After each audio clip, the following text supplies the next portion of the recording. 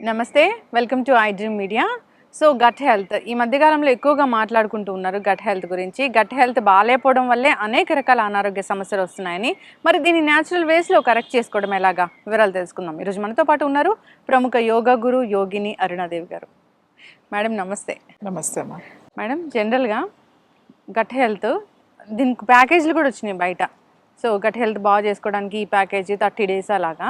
అసలు ఎందుకు gut health మీద అంతగా ఇష్యూస్ అనేవి వస్తున్నాయి? ఎందుకు గట్ హెల్త్ పాడైపోతుంది మనకి? గట్ హెల్త్ పాడైపోతుంది అంటే మీరు అన్నట్టుగా గట్ హెల్త్ కోసం టీస్ కూడా ఉన్నాయి. డిటాక్స్ టీస్ అని, గట్ హెల్త్ ఫుడ్ అని, గట్ హెల్త్ డైట్ అని చెప్పేసి. అది నేను మీకు ఫస్ట్ నుంచి చెప్తాను, ప్రత్యేకించి ఇట్లా ఏం చెయ్యొద్దు. మంచి ఆహారం తీసుకోవాలి. ఆహారం కన్నా కూడా ఇక్కడ ఇంపార్టెంట్ ఏంటంటే మంచి ఆలోచనలతో ఉండడం. మీ గట్ బాగుండాలి అని అంటే ఓన్లీ ఫుడ్డే కాదు, ఆలోచనలు బాగుండాలి. మీ ఆలోచనల్లో ఇన్బ్యాలెన్స్ అంటే ఎక్కువ స్ట్రెస్లో ఉన్న, లేకపోతే విపరీత ఆలోచనలు అంటే వ్యతిరేక ఆలోచనలు అని అంటే ఎప్పుడు సాడ్గా ఉండడం కానీ, లేకపోతే ఎప్పుడు అసూయతో అంటే వేరే వాళ్ళని కంపేర్ చేసుకుని మనం అయ్యో మనం అలా లేమే, మనకి ఇది లేదే, ఇది ఉంటే బాగుండేదే, అది ఉంటే, మనకు ఉన్నవి మర్చిపోయి లేనివి కోసం ఎక్కువ ఆలోచించి దానికోసం ఆలోచించినప్పుడు జలస్ ఉండకూడదు. ఇలాంటివి ఎక్కువగా ఉన్నప్పుడు మీ గట్ హెల్త్ పాడైపోతుంది. మెంటల్ హెల్త్ గట్ హెల్త్ కి వెరీ వెరీ ఇంపార్టెంట్. ఎందుకంటే మనం సెకండ్ బ్రెయిన్ అంటామట. ఏది? ఈ స్టమక్ ని సెకండ్ బ్రెయిన్ అంటాం. బ్రెయిన్ ఇక్కడ ఒకటి ఉంది, ఇంకోటి ఇక్కడ ఉంది. ఎందుకంటే ఇమీడియట్ గా రెస్పాండ్ అయ్యేది ఇదే. మీరు స్ట్రెస్లో ఉన్నా, టెన్షన్లో ఉన్నా, బాధలో ఉన్నా కూడా ఇమీడియట్లీగా రెస్పాండ్ అయ్యేది ఇదే. మీకు జ్యూసెస్ ఏదైతే రిలీజ్ అవుతాయో, మనకి డైజెస్టివ్ జ్యూసెస్ ఉంటాయి కదా, ఆ జ్యూసెస్లో ఇన్బ్యాలెన్స్ వచ్చేస్తుంది. అప్పుడు డైజెషన్లో ఆటోమేటిక్గా ఇన్బ్యాలెన్స్ వచ్చేస్తుంది. కఫ పెరిగిపోతుంది లోపల. ఆ కఫ పెరిగినప్పుడు ఏమవుతుందంటే వాటర్ ఎక్కువ పెరిగిపోతూ ఉంటుంది. ఇలా పెరిగినప్పుడు ఇంకోటి ఏంటంటే డ్రైనెస్ వచ్చేస్తుంది లోపల, ఇంటెస్టైన్స్ లోపల, స్మాల్ ఇంటెస్టైన్స్లో కానీ, ఈవెన్ పెద్ద పేగుల్లో కానీ బాగా డ్రైనెస్ వచ్చేస్తుంది. డ్రైనెస్ వచ్చినప్పుడు ఇమీడియట్లీగా ఏమవుతుంది, గట్ హెల్త్ పోతుంది. మీ పెద్ద జాయింట్స్ ఏవైతే ఉన్నాయో ఆ జాయింట్స్ కూడా అరిగిపోవడం తొందరగా, అయితే పెయిన్ రావడం, ఇలాంటివన్నీ వస్తాయి. సో మనం ఊరికే ఫుడ్ మీద కాకుండా మన ఆలోచనలు కూడా చాలా చాలా ఇంపార్టెంట్ మన గట్ హెల్త్కి. చూడండి, మనకి ఎప్పుడైనా బాగా స్ట్రెస్ వచ్చింది అనుకోండి, తినన్నా విపరీత తినేస్తాం, లేకపోతే అసలు ఆకలి ఉండదు, ఇంకా తినాలనే అనిపించదు. లేదు, కొంతమంది ఏం చేస్తాం, ఏదో ఒకటి తినడానికి ట్రై చేస్తాం. అది స్ట్రెస్ ఈటింగ్ అంటారు అన్నమాట. ఊరికి వెళ్ళి తినడం, లేకపోతే ఎక్కువ కాఫీ తాగేయడం, లేకపోతే ఎక్కువ స్వీట్స్ తినేయడం, లేకపోతే ఎక్కువ నాన్ వెజ్ తినడం, లేకపోతే ఇలా ఏదైనా అతిగా స్మోక్ చేసేయడం, లేకపోతే బాగా స్ట్రెస్ ఉంది నా వల్ల కాదు అని ఆల్కహాల్ తీసుకోవడం, ఏదైనా కూడా ఇవన్నీ అతిగా ఉంటాయి అన్నమాట. లేదంటే మొత్తం తిండి మానేయడం, ఈ రెండూ జరుగుతాయి ఈ స్ట్రెస్లో ఉన్నప్పుడు. నేనేమంటానంటే మీరు డిటాక్స్ వైపు, ఈ డైట్ గురించి ఎక్కువ ఆలోచించకుండా మైండ్ గురించి కూడా ఆలోచించాలి. మన ఆలోచనలు ఎలా ఉన్నాయి అనేది కూడా ఆలోచించాలి. సో మైండ్ హెల్త్ చాలా ఇంపార్టెంట్. ఈ రెండు లింక్. మీ బాడీ బాగాలేదనుకోండి, మీ శరీరం బాగాలేదనుకోండి, మనసు కూడా ఎక్కువ రోజులు శరీరం బాగపోతే మనసు కూడా బాగుండదు. సో మనసు బాగాలేదనుకోండి, శరీరం బాగుండదు. మీ మనసు బాగాలేదు, ఏదో స్ట్రెస్ నడుస్తుంది, ఏదో ఒక పీరియడ్ మీకు ఏదో కష్టాలు ఏదో నష్టాలు నడుస్తున్నాయి, అలానే ఎక్కువ రోజులు ఉంటే మెల్లమెల్లగా first back pain, neck pain, ఈ జాయింట్ పెయిన్స్, నీ పెయిన్స్, మెల్లమెల్లగా ముందు indigestion problem, acidity problem, gastric problem, constipation, లేకపోతే డయేరియా. అంటే ఎన్నిసార్లు వెళ్ళినా కూడా సాటిస్ఫాక్షన్ ఉండదు, 4-5 సార్లు వెళ్తూ ఉంటారు. సో 4-5 సార్లు వెళ్తున్న దీనికి IBS అంటారు, ఇరిటబుల్ బౌల్ సిండ్రోమ్ అనేస్తారు. కానీ ఇక్కడ ప్రాబ్లం ఎక్కడ వస్తుంది, మైండ్. ఇది ఇంపార్టెంట్. మీరు దీన్ని రిలాక్స్డ్గా ఉంచుకోవాలి. మనకి ఎప్పుడూ ప్రాబ్లమ్స్ ఉంటాయి, మనకి ఎప్పుడు లైఫ్లో ఒకటి తర్వాత ఉంటాయి. ఎప్పుడు సుఖాలే ఉండవు, ఎప్పుడు కష్టాలే ఉండవు, ఎప్పుడు నష్టాలే ఉండవు. మనం ప్రతి దాన్ని అది బ్యాలెన్స్ చేసుకుంటూ వస్తాం, అన్నీ చూస్తాం, మనం యాక్సెప్ట్ చేయాలి, అన్నీ యాక్సెప్ట్ చేయాలి. ఎస్, మనం దీంట్లో నుంచే కదా నేర్చుకునేది. మనకి నష్టం రాకపోతే, మనకు బాధ రాకపోతే మనకు ఆ సుఖం గురించి ఎలా తెలుస్తుంది? అసలు మీరు ఎలా ఆలోచిస్తారు? ఆలోచన కూడా రాదు, మీ బ్రెయిన్కి వర్కే ఉండదు. స్ట్రెస్ అనేది ఎప్పుడూ ఉండాలి, ఉండకపోతే మీరు ముందుకెళ్ళలేరు. ఆ ఒత్తిడి అనేది ఉండాలి, కానీ మరి విపరీతమైనది ఉండకూడదు. అలా ఎక్కువ ఉన్నప్పుడు గట్ ఇష్యూస్ వస్తాయి. ఓకే. సో అలాగే టైంకి తినడం, టైం దాని గురించి ప్రత్యేకించి క్లీన్ చేసుకోవాలి అట్లా ఏం అవసరం లేదు. టైంకి తినండి, ఎక్కువ వెజిటబుల్స్, బాయిల్డ్ సలాడ్స్ తినండి. అంటే మసాలాలు, ఎక్కువ ఉప్పు, ఎక్కువ కారము అసలు లేకుండా కాదు, అన్ని ఎక్కువ ఎక్కువ ఎక్కువ ఆయిల్ ఇలాంటివన్నీ మానేసి మనం హెల్త్ బాగుపడాలి, గట్ హెల్త్ బాగాలేదు అని అనుకుంటే మీరు బాయిల్డ్ వెజిటబుల్స్ తినడం, తర్వాత ఫ్రెష్ సీజనల్ ఫ్రూట్స్. ఇప్పుడు బాగా బయట నుంచి డిఫరెంట్ ఫ్రూట్స్ వస్తాయి, అట్లాంటివి ఏం తినొద్దు. ఆ కోల్డ్ స్టోరేజ్లో వచ్చే తినొద్దు. చక్కగా మన బయట దొరుకుతాయి కదా వెండర్స్, మనకు బండ్ల మీద అమ్ముతారు, అవి ఎప్పుడూ కూడా కోల్డ్ స్టోరేజ్లో వచ్చి ఉండవు. అవి బాగా నిల్వ ఉంటే వాడి బండి పొద్దు సాయంకాలానికో లేదా నెక్స్ట్ డే సాయంకాలానికో అయిపోవాలి అవి. సో అలాంటివి మనకు దొరికే జామకాయలు, మనకు దొరికే అరటి పళ్ళు, పనస పళ్ళు, మన సీజనల్ ఫ్రూట్సే తినండి. ఇప్పుడు బాగా ఇంకొకటి ఏమవుతుంది అంటే బయట ఫ్యాన్సీ ఫ్రూట్స్ వచ్చేస్తున్నాయి, బయట నుంచి వచ్చేస్తున్నాయి, మనకి ఇప్పుడు ఎక్స్పోర్ట్ బాగా ఉంది. అవి ఎప్పుడవో కోల్డ్ స్టోరేజ్ లో వస్తాయి. ఈవెన్ యాపిల్స్ ఆల్సో ఎప్పుడో లాస్ట్ ఇయర్ పంట మనం ఈ ఇయర్ తింటున్నాం. అన్ని 1 year అయి కోల్డ్ స్టోరేజ్ లో ఉంటాయి. ఈవెన్ ఆరెంజెస్ కూడా సీజన్ గా వచ్చే ఆరెంజెస్, అంటే ఏ సీజన్ లో వచ్చే ఫ్రూట్స్ ఆ సీజన్ లో తినడం అనేది చాలా మంచిది. మనకు అన్ని దొరుకుతాయి కదా, దొరకని ఫ్రూట్స్ మీదకి వెళ్ళాల్సిన అవసరం లేదు. ఇంకొకటి ఇప్పుడు ఇంకా ఈ డైట్ విషయంలోకి వస్తే ఎక్కువగా మిల్లెట్స్ తినడం, ఆల్ ఆఫ్ సడన్ గా మీరు ఇప్పుడు వరకు మీ డైట్ ఏదో ఉంటుంది, అది మానేసి ఆల్ ఆఫ్ సడన్ గా మీరు వేరే అదర్ ఫ్రూట్స్ లోకి వెళ్తే ఒక్కొక్కసారి అది యాక్సెప్ట్ చేయదు, లోపల డైజెషన్ సరిగ్గా ఉండదు, గట్ దెబ్బతింటుంది. అలాగే విపరీతమైన డైట్స్, లేకపోతే నో కార్బ్స్ అని, లేకపోతే కీటో అని, లేకపోతే ఇట్లా చాలా రకాల డైట్స్ ఉన్నాయి. ఎక్కువ ప్రోటీన్ తీసేసుకోకపోవడం, అది వెయిట్ లాస్ అయిపోవాలి అని చెప్పేసి ఇవన్నీ చేయడం వల్ల అప్పుడు బాగుంటుంది మీకు. డెఫినెట్ గా మీకు ఒక 3-6 months పెద్ద ఏం డిఫరెన్స్, కొంతమందికి 1 year వరకు పెద్ద డిఫరెన్స్ కనపడదు. కానీ ఆఫ్టర్ దట్ లివర్ ఇష్యూస్ వస్తాయి, కిడ్నీ ఇష్యూస్ వస్తాయి, గట్ ఇష్యూస్ వస్తాయి. ఒక్కసారి గట్ డిస్టర్బ్ అయిందంటే దాన్ని సెట్ చేయడానికి ఇయర్స్ పడుతుంది, ఎందుకంటే మెడిసిన్స్ లేవు. మెడిసిన్స్ ఎలా వేస్తాము? అలా నా దగ్గర చాలా మంది ఉన్నారు, విపరీతంగా తేనె నిమ్మరసం 10 రోజులు 15 రోజులు ప్రొద్దునుంచి రోజుకి ఒక్కొక్క బాటిల్ తాగేసేయడం. ఇప్పుడే రకరకాల డైట్స్ ఉన్నాయి, నేచర్ క్యూర్ హాస్పిటల్స్ లో కూడా అట్లా ఎక్కువ తాగించడం. ఆ వెయిట్ లాస్ అయిపోతారు, ఏవి తినకపోతే వెయిట్ లాస్ అయిపోతారు కదా.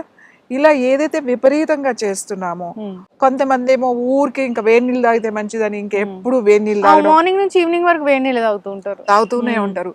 కొంతమంది ఏమో కోల్డ్ వాటర్, చిల్డ్ వాటర్ తాగితే వెయిట్ లాస్ అని చెప్పి అది ఏదో చేస్తూ ఉంటారు. అది డిఫరెంట్, ఎవరికి నచ్చింది, ఎవరికి ఇష్టమైంది, ఎవరికి అనుకూలంగా ఉంది వాళ్ళు ఇష్టం వచ్చినట్టు చేసేస్తున్నారు.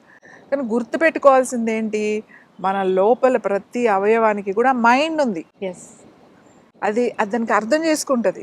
అది మనం జాగ్రత్తగా దాన్ని అర్థం చేసుకుని నీ బాడీ గురించి నీకే తెలుస్తుంది, నా శరీరం గురించి నాకు తెలియాలి. సో ఏమి తినాలి, ఏమి తినకూడదు, ఎలా తినాలి అనేది ఇంపార్టెంట్. ఇప్పుడు ఈ గట్ హెల్త్ అందరికీ గట్ ఇష్యూస్ ఎందుకు వస్తున్నాయి అని అంటే ఈ కషాయాలు తాగేసేయండి. ఇప్పుడు రావి కషాయం చాలా మంచిది, లేకపోతే ఇంకొకటి ఏదో గానుగ కషాయం మంచిదే. ఎప్పుడు తాగాలవి? నీకు ఏమైనా ప్రాబ్లమ్స్ వచ్చినప్పుడు, ఏమైనా వస్తుంది అని అనుకున్నప్పుడు, ఏమైనా సిమ్టమ్స్ కనపడుతున్నప్పుడు నువ్వు తాగు, అంతేగాని నువ్వు ముందే కూర్చుని రోజు రావ కషాయం, రోజు జామా కషాయం అవసరం ఏంటి? దట్స్ ఆల్సో మెడిసినే, ఔషధం లెక్కలోకే వస్తుంది అది. ఎవరు మన పురుగులు రోజు కూర్చొని కషాయాలు కాసుకుని ఎవరు తాగలేదు. అనేది ఎప్పటికీ మంచిది కాదు, ఏది అతి మంచిది కాదు. నువ్వు చేయాల్సింది ఏంటి అని అంటే టైంకి నిద్రపోవడం. గట్ హెల్త్ నీ స్లీప్కి చాలా దగ్గర సంబంధం ఉంది. మీకు నిద్ర సరిగా లేదు అంటే మీకు డైజెషన్ కాదు. సో 2 రోజులు మీరు నిద్రపోలేదు అనుకోండి, 3rd డే మీరు ఫుడ్ తింటే మీకు డైజెషన్ అవ్వదు. కాబట్టి మీరు ఏం చేయాలి, నిద్ర చూసుకోవాలి. ఫస్ట్ మంచి నిద్రపోవాలి, టైంకి పడుకోవాలి, ప్రొద్దున్నే లేవాలి, మనకు ఆ ఎండ కాస్త పడాలి. ఇవన్నీ న్యాచురల్గా దొరికాయి, మంచి ఎయిర్లో, మంచి ప్రకృతిలో, చక్కగా ప్రకృతికి దగ్గరగా ఉంటే మనకి ఈ ప్రాబ్లమ్స్ అన్నిటికీ నువ్వు దూరంగా ఉండొచ్చు. నీకు ప్రాబ్లం వచ్చింది అని అంటే యూ టేక్ కేర్. ఖచ్చితంగా వచ్చిన వాళ్ళు తాగాలి. కానీ ఇప్పుడున్న పరిస్థితుల్లో గట్ హెల్త్ పాడైపోవడానికి ముఖ్య కారణం ఏంటంటే ఒక ఒక భయంలో ఉన్నారన్నమాట. అంటే నాకు వచ్చేస్తుందేమో, ఇంకా జ్యూసులు తాగేసారు. ఎన్ని రోజులు తాగుతారు? కొన్ని రోజులు తాగుతారు, తర్వాత మానేస్తారు.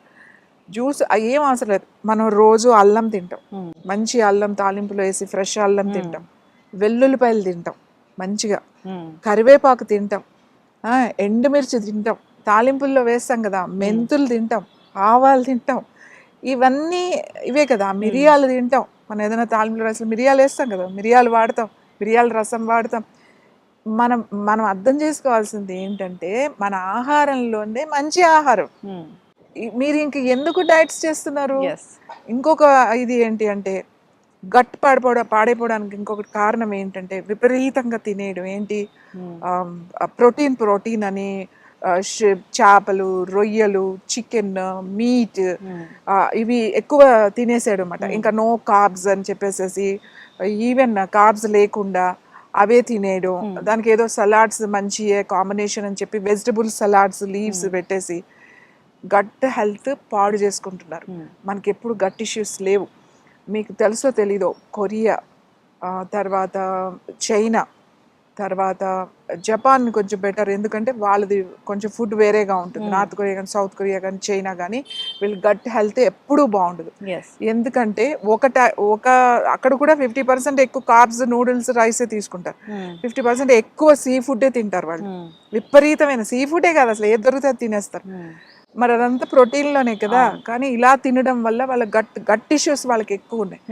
ఎవరికి ఎక్కువ ఉంటాయి గట్ ఇష్యూస్? మీకు సరిగా లిక్విడ్స్ అంటే వాటర్ తాగిన వాళ్ళు, ఏదైతే విపరీతంగా కొన్ని నెలలో ఏదో చేస్తారు చూడు, వాళ్ళకి ఖచ్చితంగా గట్ ఇష్యూస్ ఉంటాయి.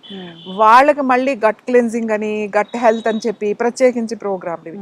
అంటే ఉన్న దాన్ని పాడు చేసుకొని మళ్ళీ దాన్ని రిపేర్ చేసుకోవడం. ఇది ఎక్కడ పద్ధతి? ఇది ఒక్కసారి అందరూ ఆలోచించాల్సిన విషయం. అవును, ఇది చాలా ఇంపార్టెంట్. మీరు వెయిట్ ఒకటే చూసుకుంటున్నారు, వెయిట్ తగ్గిపోతున్నాం, వెయిట్ తగ్గిపోతా, స్లిమ్ అయిపోయాం మేము అనే చూసుకుంటున్నారు తప్ప మీ బాడీ లోపల ఉన్న స్టెమ్ సెల్స్ అనేవి తగ్గిపోతున్నాయి అనేది మీరు గుర్తించట్లేదు. ఇది ఎవ్వరికీ తెలియదు. మీరు పిచ్చి డైట్లు చేయకండి.